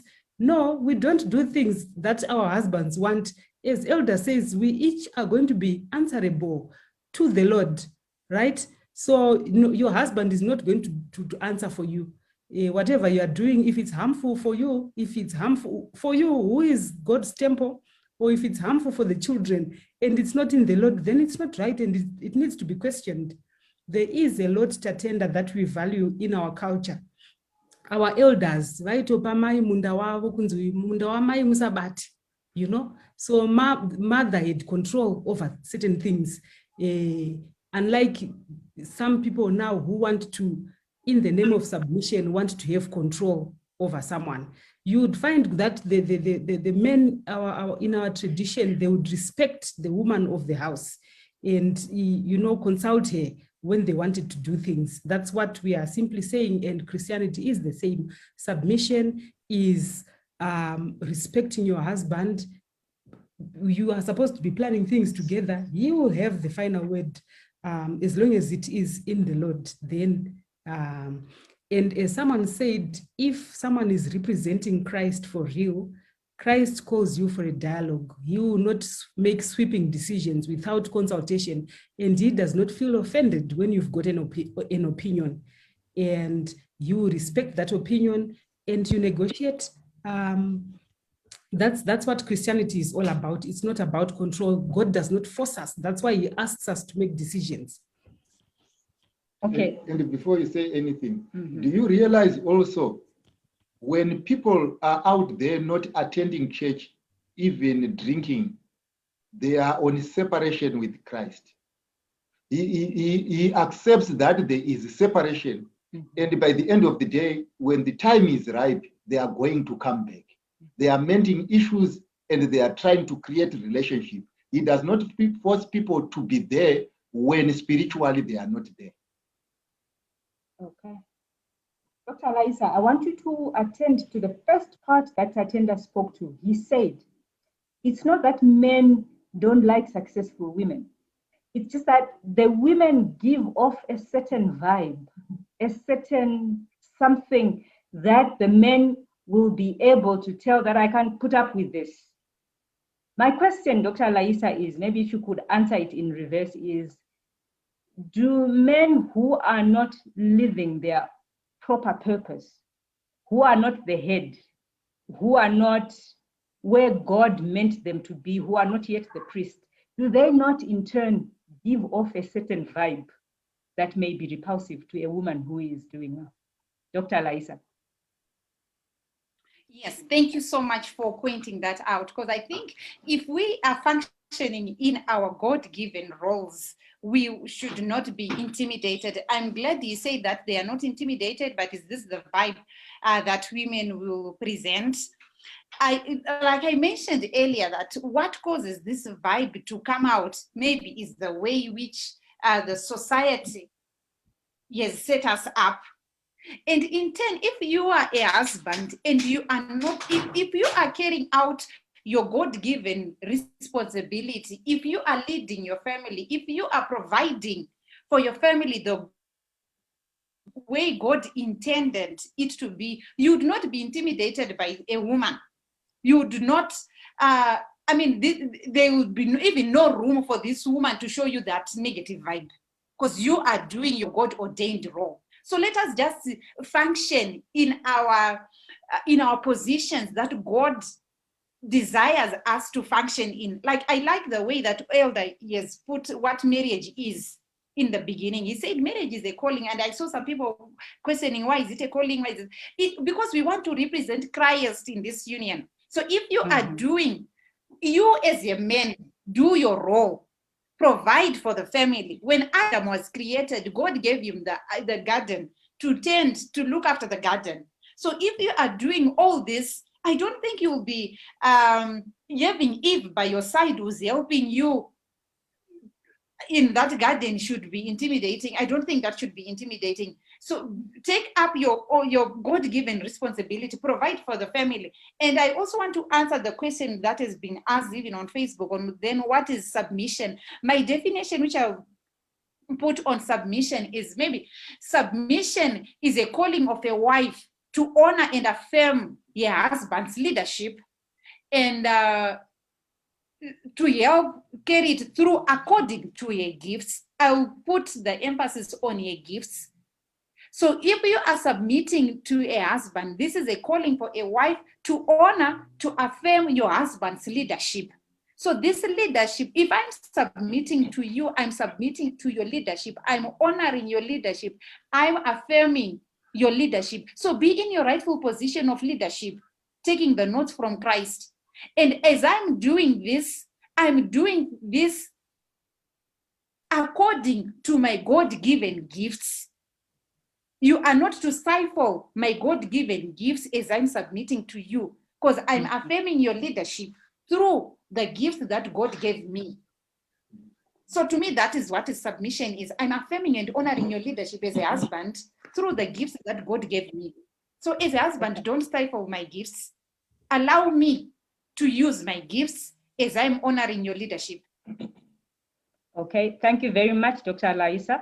I will only allow the last two that I can see on my screen right now. That's Marie, Russ, and Tariro. Marie, you go first. And then if you could just summarize your comment or your question, because we are fast running out of time. Marie? Happy Sabbath. Happy Sabbath to you. Allow me to assume that you are preaching to the converted, in other words, the empowered women already. and ask this question. There are women who don't have the self-drive for self-actualization, and we find it actually very difficult to do with them. Like maybe, so my question to the elder would be, how do we as guys, I'm dating this girl, but she doesn't have the self-drive to be her own person. All she says is, I will support your dream, but what do you want to do as a person yourself? Thank you, Marae. The elder will attend to your question. You see, there's a problem. We have ladies like that.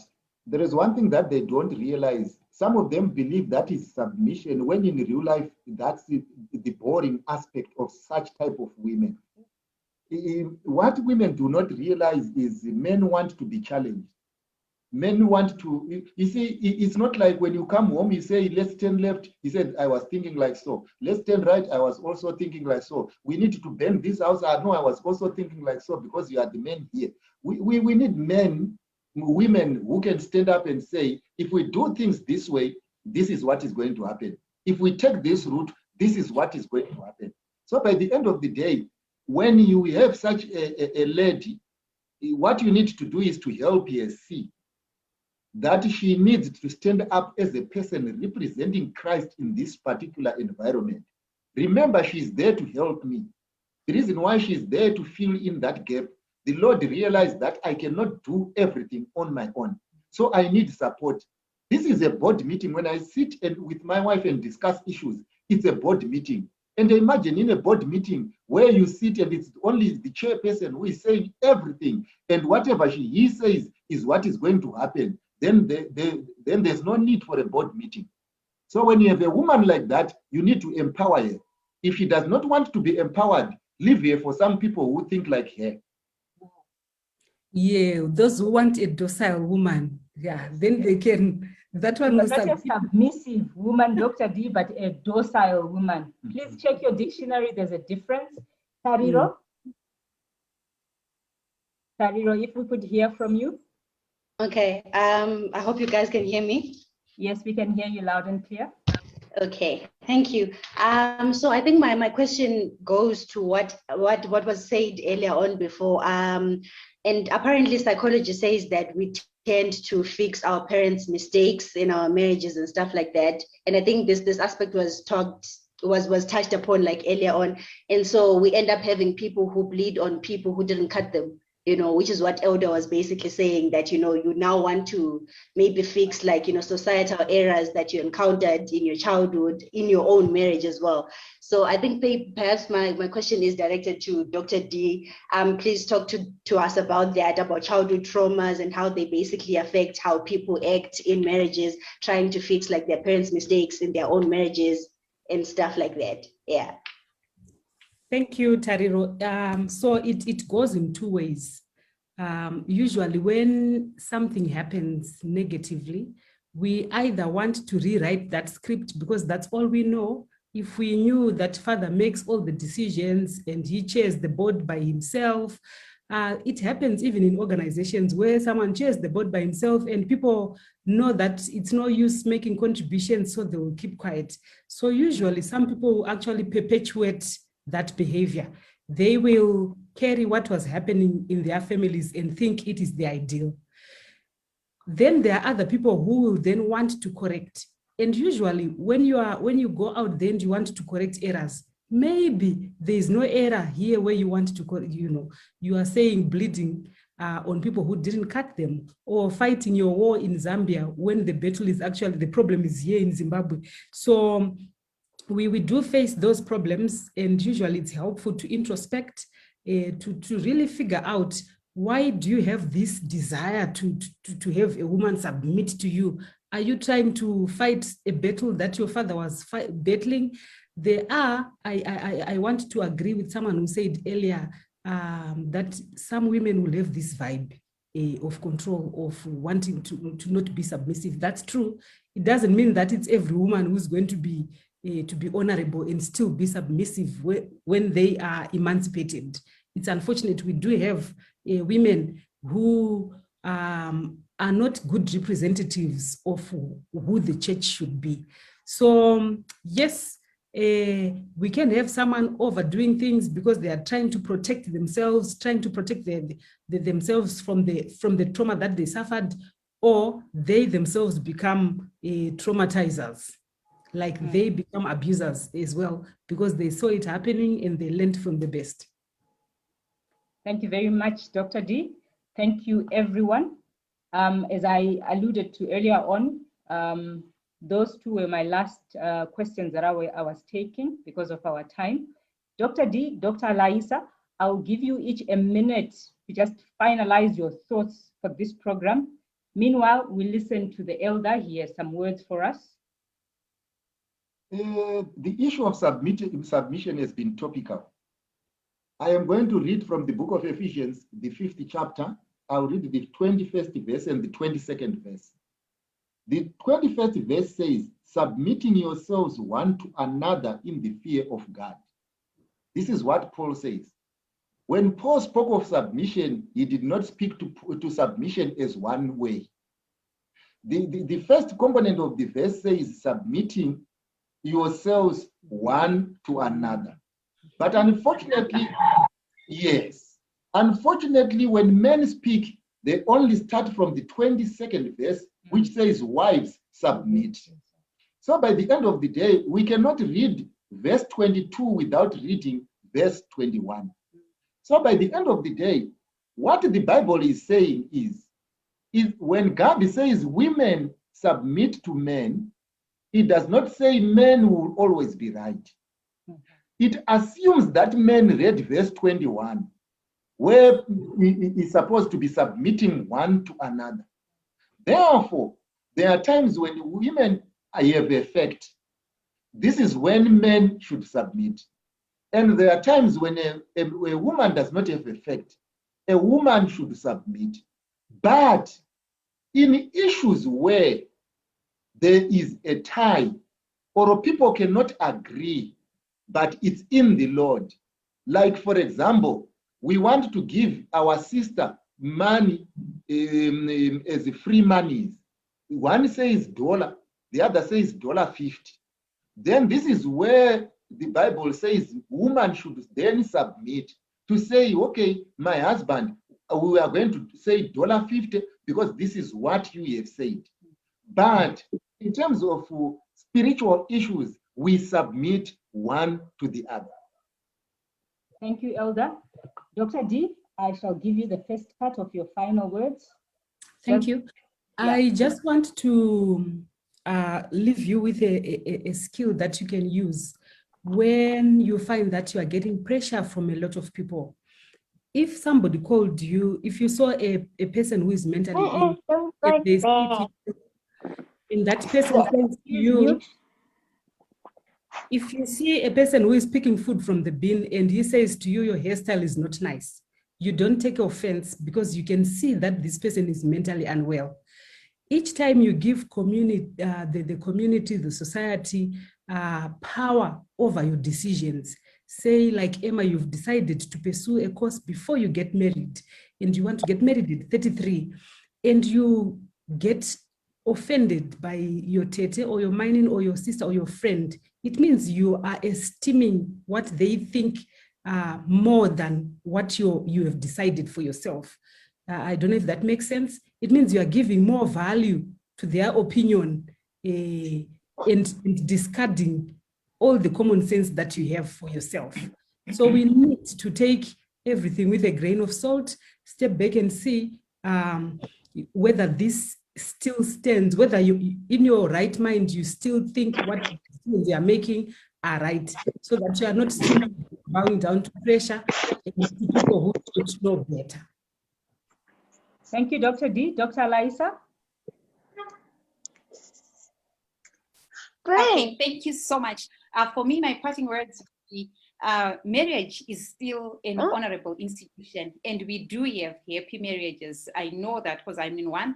And what I want to say to the young girls is don't get into marriage making thinking that someone is going to complete you or making it your end goal. Wait, Pursue your dreams, pursue your career. use your talents, do what God, achieve what God created you for.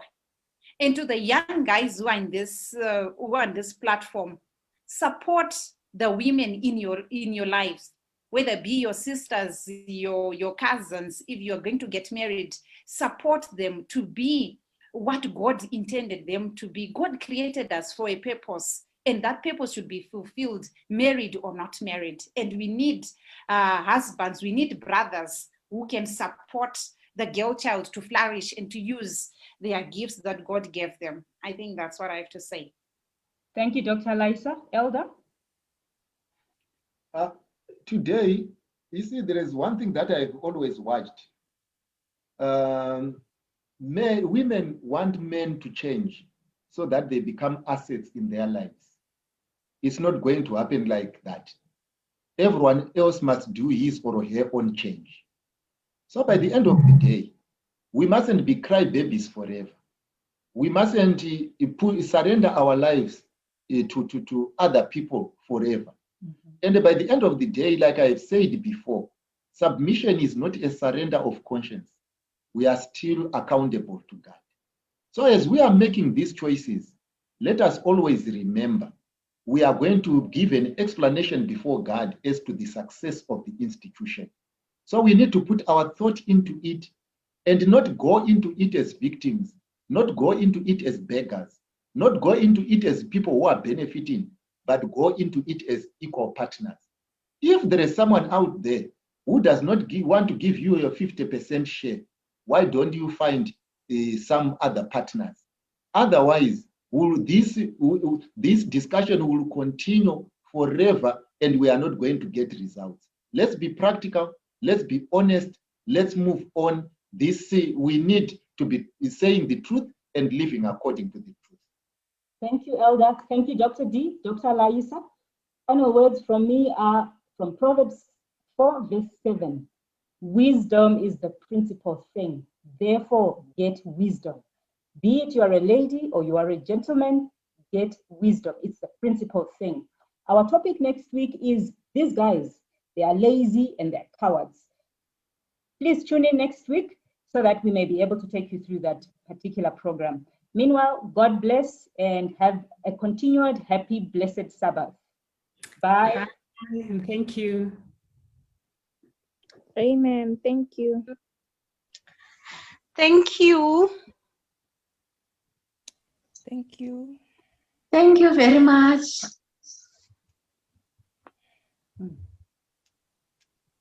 Thank you very much. Thank you, guys. God bless you.